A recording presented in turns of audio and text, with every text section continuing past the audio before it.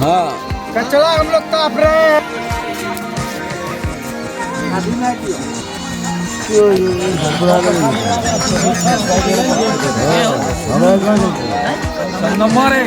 क्या नाम हुआ आपका? सुरेंद्र पंडित।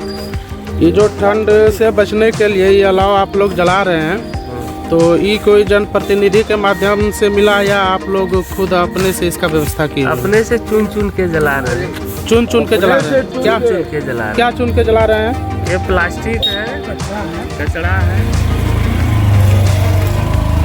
रोड से उठा के चुन चुन के लाते हैं, जलाते हैं, आदमी मर जाएगा, बच्चा वो तो इतना ठंडा है कि अच्छा, प्रशासन की ओर से कोई व्यवस्था? कोई व्यवस्था नहीं है। अच्छा, अभी वर्तमान समय में ठंड कितनी बढ़ गई है? बहुत बहुत भयंकर ठंड है। तो ठंडा तो 5 बजे से बैठल 7 बजे से ठंडा कर, कोई व्यवस्था नहीं, न लकड़ से न पन्नी से न चुनी चुनी के जलाए, जान बचाए सब।